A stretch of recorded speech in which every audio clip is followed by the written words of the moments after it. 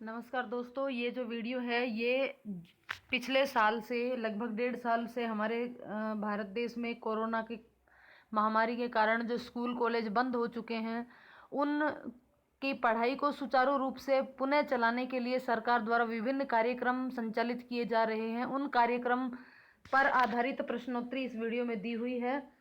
Total 19 questions इस video में हैं और यदि आपको इससे संबंधित मटेरियल यदि चाहिए तो वो उसकी एक वीडियो पहले से आ चुकी है।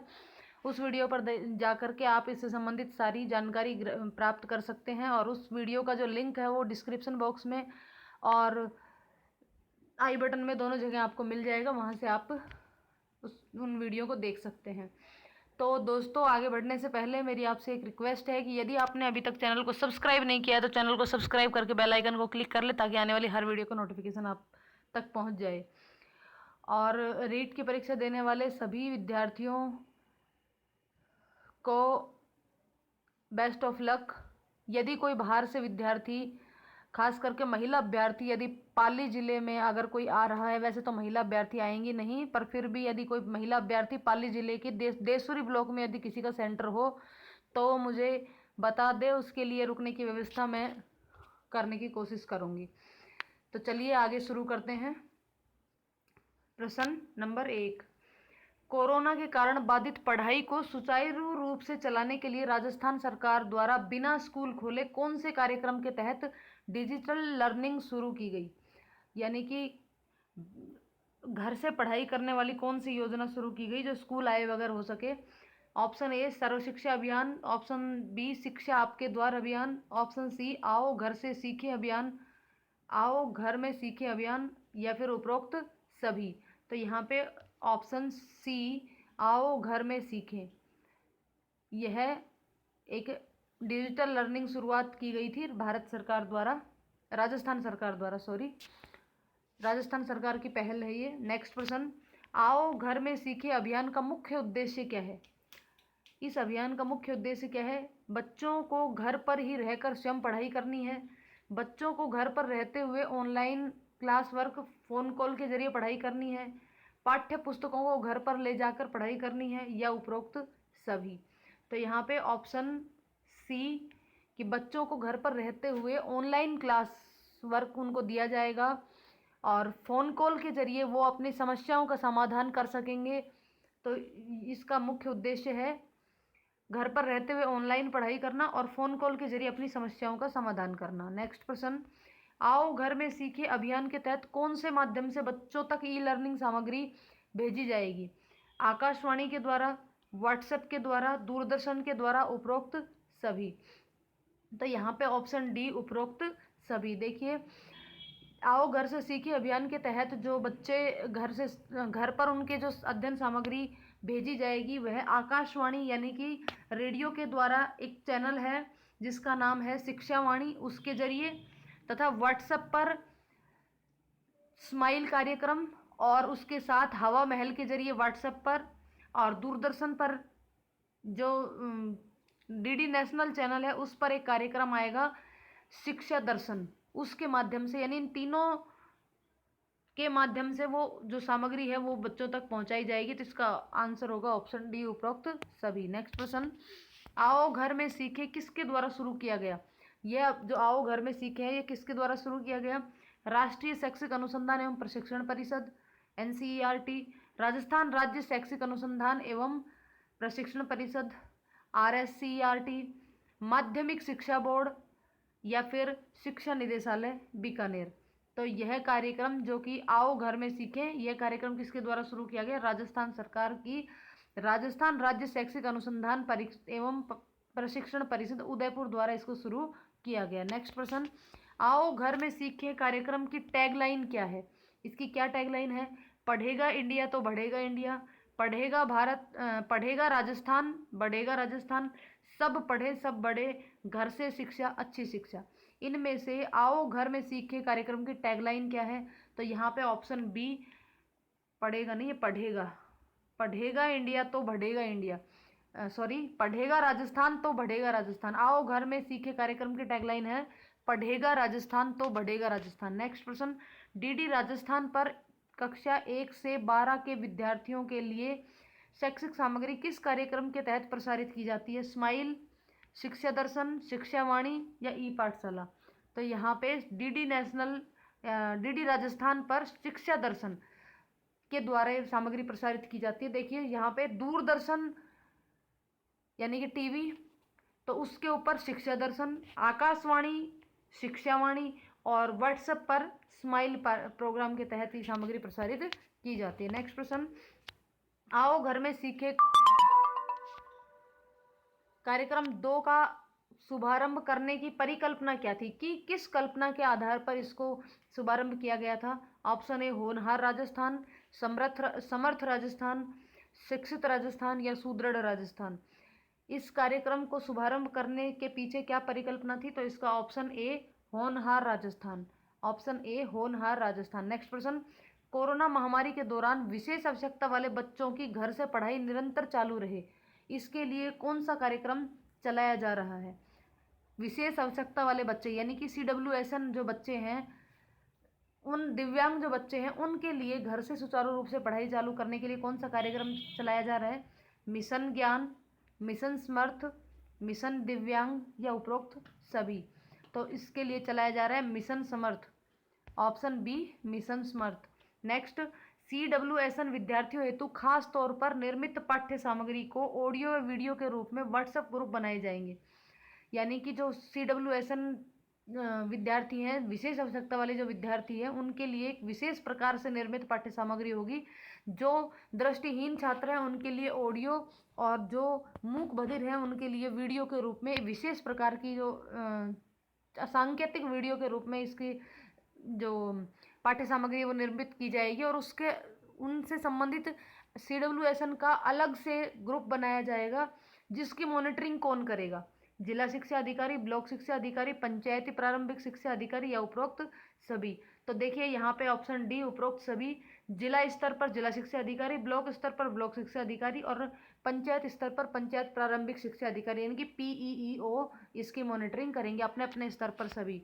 नेक्स्ट प्रश्न, वह ई लर्निंग पोर्टल जो MHRD द्वारा छात्रों और शिक्षकों के बीच सहज और परेशानी मुक्त बातचीत को सक्षम बनाने के लिए शुरू किया गया, तो वो कौन सा पोर्टल है? ई लर्निंग पोर्टल है वो शाला दर्पण पोर्टल, दीक्षा पोर्टल, शाला दर्शन पोर्टल या निष्ठा पोर्टल? तो वह पोर्टल है दीक्षा पोर्टल।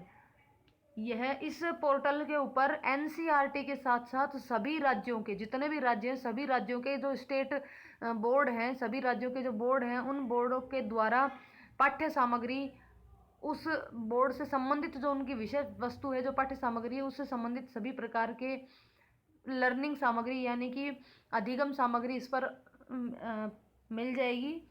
और साथ में कक्षा 1 से लेकर के और MA तक की सामग्री यानी कि पोस्ट ग्रेजुएट तक की पठन सामग्री, अध्ययन सामग्री इस पोर्टल पर उपलब्ध है।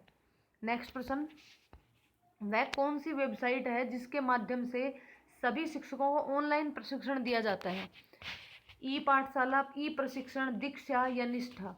तो यहाँ पर वह एक पोर्टल है निष्ठा, जिसके जरिए अभी तक सभी देश के सभी टीचर्स को ऑनलाइन प्रशिक्षण दिया जा रहा है, ताकि कोरोना के कारण रुकी हुई जो पढ़ाई है वो सिखाने के लिए एक अच्छी शिक्षा बच्चों तक पहुंचाई जा सके।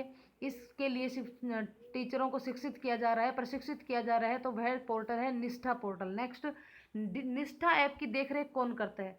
राष्ट्रीय शैक्षिक अनुसंधान एवं प्रशिक्षण परिषद, राजस्थान राज्य अनुसंधान एवं प्रशिक्षण परिषद, MHRD या CBSE?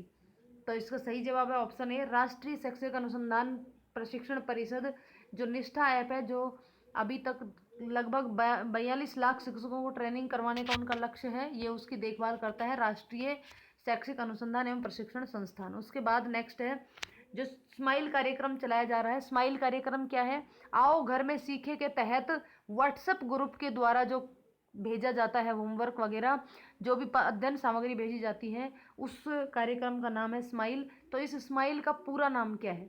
Social media interface for learning education, social media interface for learning engagement, social media interesting learning engagement, social media interesting learning education. तो यहाँ पे इसका पूरा नाम SMILE, स्माइल, स्माइल का पूरा नाम क्या है? तो ऑप्शन बी है इसका सही जवाब, social media interface for learning engagement. Social media interface for learning engagement यानी कि सोशल मीडिया के संयोजन से, अगर हिंदी में पूछे तो इसका मतलब होगा सोशल मीडिया के संयोजन से विद्यार्थियों में अधिगम सक्रियता को बनाए रखना।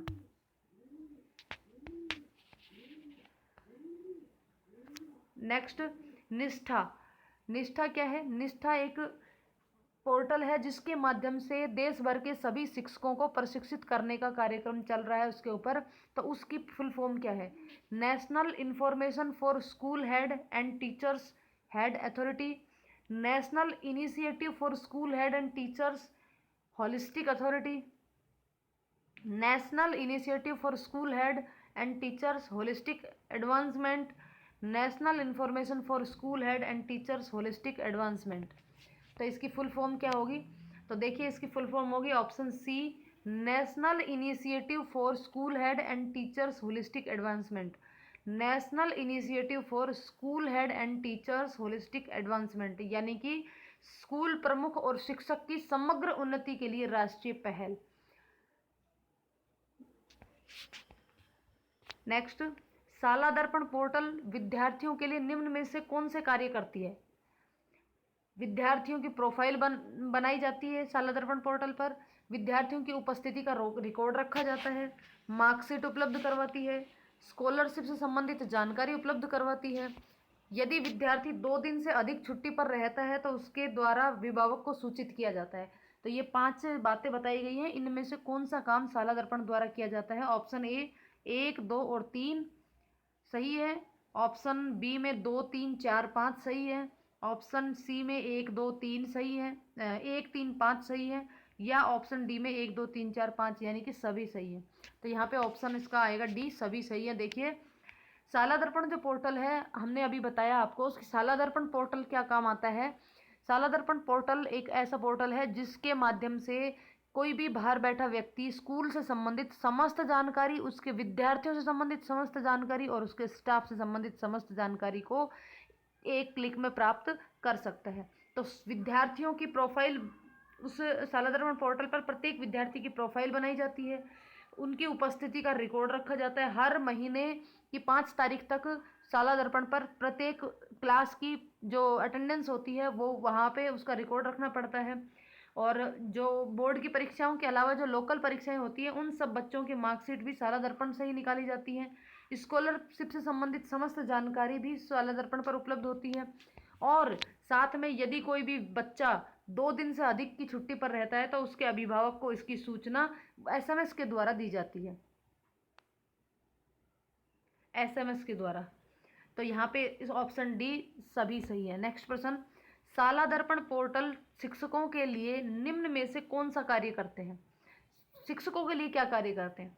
प्रत्येक अध्यापक के लिए ID बनाई जाती है, स्कूल से संबंधित कर्मचारियों की सारी डिटेल प्रोवाइड करवाती है, अध्यापकों की अटेंडेंस ऑनलाइन करने का प्रावधान है इसमें, अध्यापक अपनी पोस्टिंग और ट्रांसफ़र के बारे में देख सकता है, सैलरी व पेंशन से जुड़ी जानकारी प्रोवाइड करवाती है। तो यहाँ पे कौन कौन से सही है? इसमें जब ऑप्शन क्या है? ऑप्शन 2, 3, 4 सही है, 1, 2, 3 सही है, 1, 2, 3, 4, 5 सही है, या फिर 1, 2, 3, 4 सही है। तो देखिए यहाँ पे प्रत्येक अध्यापक की ID, जैसे बच्चे की प्रोफाइल बनाई जाती है वैसे ही शाला दर्पण पर प्रत्येक अध्यापक की ID उपलब्ध होती है, बना करके उपलब्ध करवाई जाती है। साथ में जितने भी स्कूल के कर्मचारी हैं उन सभी की डिटेल शाला दर्पण से प्राप्त की जा सकती है।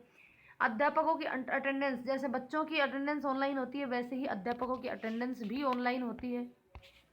अध्यापक अपनी पोस्टिंग और ट्रांसफ़र के बारे में भी देख सकता है कि उसने ट्रांसफ़र कहाँ लिया है और कहाँ जगह रिक्त है, तो इससे संबंधित जानकारियाँ भी शाला दर्पण से प्राप्त की जा सकती हैं। सैलरी व पेंशन से जुड़ी जानकारियाँ भी शाला दर्पण से देखी जा सकती हैं। तो इसका मतलब इसका ऑप्शन सी सही होगा, 1, 2, 3, 4, 5 सभी सही है। नेक्स्ट, राष्ट्रीय माध्यमिक शिक्षा अभियान के तत्वाधान में बना द्विभाषिक ऑनलाइन MIS पोर्टल जिस पर राजस्थान के सभी राजकीय विद्यालयों में पढ़ने वाले विद्यार्थी एवं शिक्षकों से संबंधित सूचनाओं का संकलन देखा जाता है, वह कौन सा पोर्टल है? शाला दर्शन पोर्टल, शाला दर्पण पोर्टल, निष्ठा पोर्टल या दीक्षा पोर्टल? तो देखिए यहाँ इसका जवाब होगा ऑप्शन बी, शाला दर्पण पोर्टल। अब देखिए यहाँ पे मैं आपको बता दूं, सर्वप्रथम जब इसकी शुरुआत हुई थी उस समय दो पोर्टल बनाए गए थे, एक शाला दर्शन और एक शाला दर्पण। शाला दर्शन को प्रारंभिक शिक्षा के लिए बनाया था और शाला दर्पण को माध्यमिक शिक्षा के लिए बनाया था। लेकिन इन दोनों पर काम करने में जो कठिनाई आई, उस कठिनाई को देखते हुए फिर इन दोनों को मर्ज कर दिया गया और मर्ज करने के बाद केवल एक ही पोर्टल रख लिया गया जिसका नाम है शाला दर्पण। तो अब जो फिलहाल जो पोर्टल है जो काम करता है, जिस पर सभी जानकारियाँ उपलब्ध होती हैं शिक्षकों और विद्यार्थियों से संबंधित, तो वह है शाला दर्पण।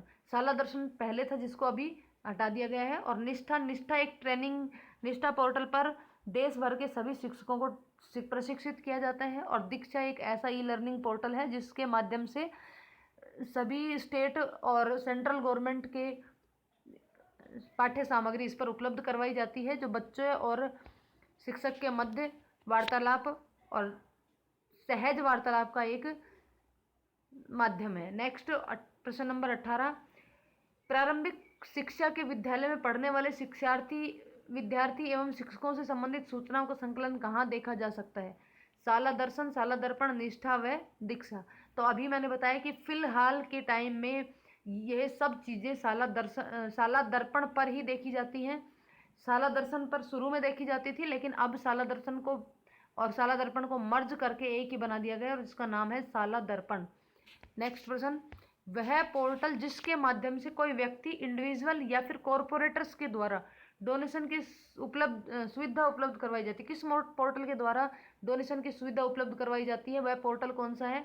ज्ञान समर्थ, मिशन समर्थ, शाला दर्पण या फिर ज्ञान संकल्प? तो यहाँ पे ऑप्शन डी, ज्ञान संकल्प पोर्टल। देखिए शाला दर्पण पोर्टल पर ही इसका लिंक मिलता है, शाला दर्पण पोर्टल पर ही ज्ञान संकल्प जो पोर्टल है उसका लिंक दिया हुआ होता है। और वहाँ से कोई भी व्यक्ति इंडिविजुअल रूप से या फिर किसी कॉरपोरेटर्स यानी कि संगठन के द्वारा कोई भी डोनेशन उपलब्ध करवा सकता है, यानी किसी स्कूल को डोनेट करना चाहे तो वो अपनी इच्छा के अनुसार डोनेशन दे सकता है। तो ये कुछ प्रश्न थे इम्पोर्टेंट जो परीक्षा में पूछे जा सकते हैं। अब यही प्रश्न पूछे जाए इसकी गारंटी नहीं है, क्योंकि ये प्रश्न मैंने स्वयं बनाए हैं। लेकिन इस टॉपिक से संबंधित जितनी भी जानकारियाँ थी वो पहले वाली वीडियो में तो डिटेल से बताई दी गई थी, साथ में इन क्वेश्चंस के माध्यम से भी मैंने समझाने की कोशिश की है। उम्मीद है आपको इससे कुछ ना कुछ हेल्प ज़रूर मिलेगी। और वीडियो को अंत तक देखने के लिए धन्यवाद। इसको ज़्यादा से ज़्यादा शेयर कीजिएगा, क्योंकि 2 दिन में बच्चों को जितनी हेल्प मिल जाए वो उसके लिए ज़्यादा बेटर रहेगी। धन्यवाद।